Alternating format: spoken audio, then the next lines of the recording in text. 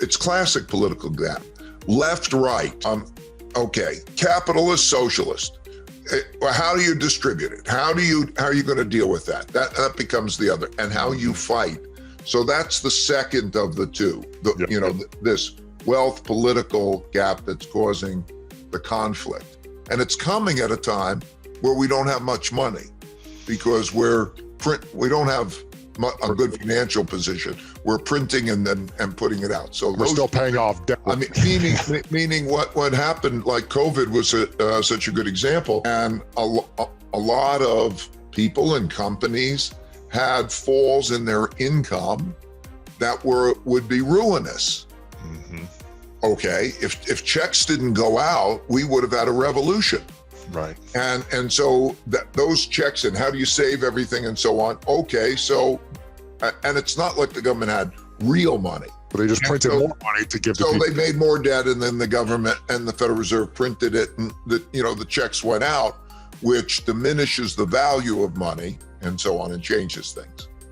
Yeah. So then the third thing is the rise of a great power to challenge an existing great power. So the rise of China to challenge the United States. In all history, there are world orders. What that means are they're the dominant power. It's like in nature almost, the big bull or something. Anyway, there's the dominant power.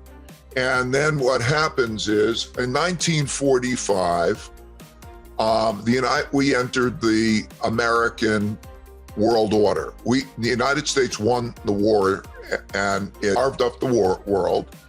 We had 80% of what was considered money at the time, gold, 80% of the world's money, essentially. We accounted for half the world's economy, and the rules were set in the United States, basically. That's why the United Nations is in New York, the World Bank and the IMF are in Washington, D.C., because we began the American century. Okay, and then we are now at a time, we've never had another power challenge us in the same way. There was the Soviet Union, but they were always a fraction of the size economically, so couldn't compete on that same basis. They had nuclear weapons, but they didn't have the economic power and so on. But now we're dealing with China coming on as a power. I spent a lot of time in China over the last 36 years, by the way, and I admire how they're doing a lot of things. Right. I mean, I know it's controversial to say that, but in terms of they're a power. Yeah. Whoa! Since I started going there, their average income has increased by 30 times. So they're a comparable power, and they're also growing faster. And so that has an effect. So those three things are things that never happened in my lifetime before, but happened before in history, which led me to do the studies of what happened in history and the lessons I could gain. It affects everybody, it affects, we know, let's start with ourselves. Most importantly, forget about the outside thing. Can we be healthy and strong? And what do we need to do? To know that you have to be in it together. If we can row in the same direction, okay? If we can have thoughtful disagreement and get past that, if we can be in it together, like the wealthy and the poor, and if you figure it out, and I know it sounds so difficult, but at the same time, if you read history and you see what happens when it's not, when you have a civil war, we could be on the brink of a civil war. That sounds so crazy, but the truth is, in most countries, in almost every century, there was a civil war or a revolution, some form of civil war or revolution. So it's almost inevitable that we're going to have something. Okay, you either resolve it or you start fighting so badly that you really do terrible things to each other. Until you resolve it, yeah. Once you cross a certain line, there's no coming back, okay? Because you do the damage, you demonize, and that person's such an enemy, or that class of people is such an enemy that the communication's gone and the fight. Well, you see this in politics today. In other words, is there a respect for the system and a mutual respect of trying to resolve these types of things? Or will they go to any lengths to win? Because a constitution or law will only carry you to so far, okay? There has to be an element of respect for it, right? If you think about, I want to distinguish, there's big differences in opportunities. Yes. So let's say, supposing you have two people with comparable opportunities. Yes. And then they were going to do that. Yep. Okay. The marshmallow test, yeah, as you know, apparently, is you take a kid and you say, okay, you can have one marshmallow now, or you could have two marshmallows in 15 minutes or if something. you don't eat the first one. Yeah. If you don't eat the first one, right? Yep. Okay. Once you start to realize that deferred gratification is going to make you better and so on, and you start to count and you say something like, how many days, weeks, months, or years can I live if I don't have money come in? And you start to focus in on that.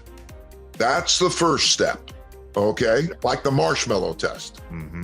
Okay, so I want to save. You got to start there. Then if you do that, you're necessarily going to go save in what? And then you'll start to get exposure to how these things are different.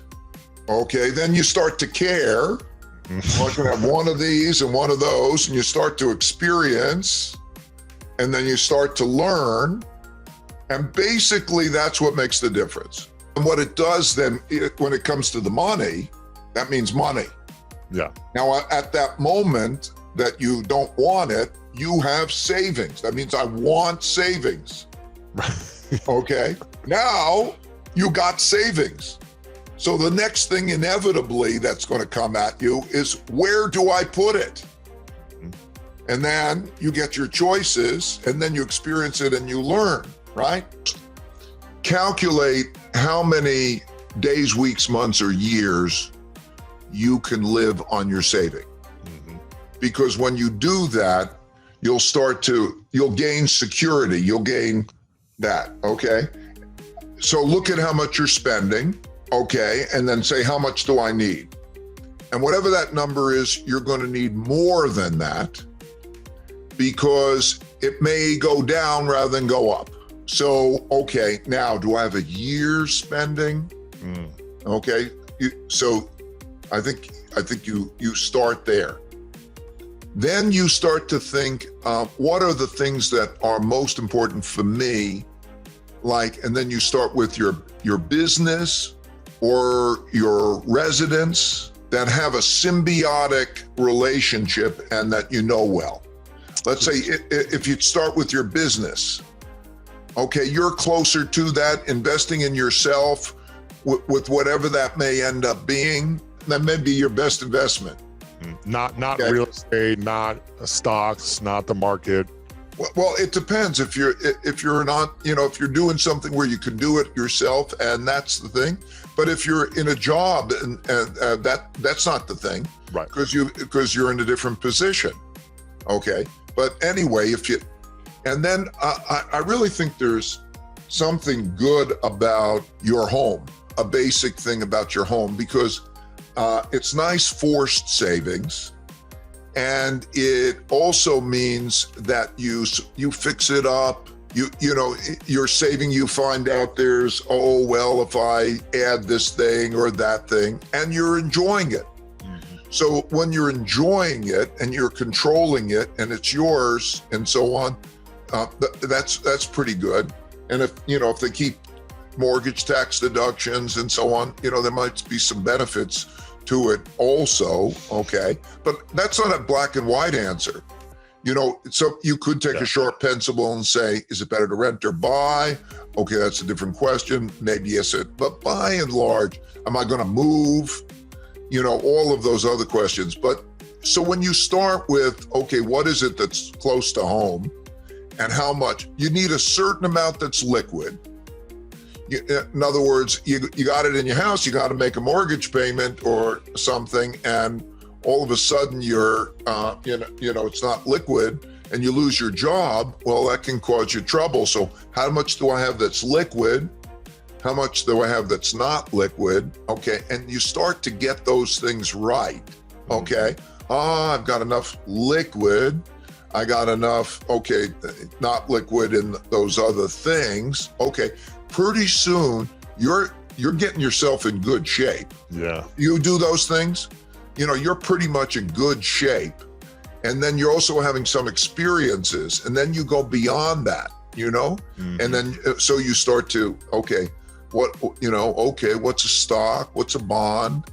And then, you learn through experiences. I learned through my experiences. I started when I was a kid, 12. I used to caddy, and I took my caddying money and I put it in the stock market. And I was lucky. What happened to me, by the way, is I took my caddying money and I bought the only company that I ever heard of that was selling for less than $5 a share. And I thought that I was really dumb. I thought I'll buy more shares, so if it goes up, I'll make more money. And it was the only company. It was a company that was about to go broke, but some other company acquired it, and it tripled. And I thought, this is an easy game. And I like it, easy money. So, but you experiment and you learn.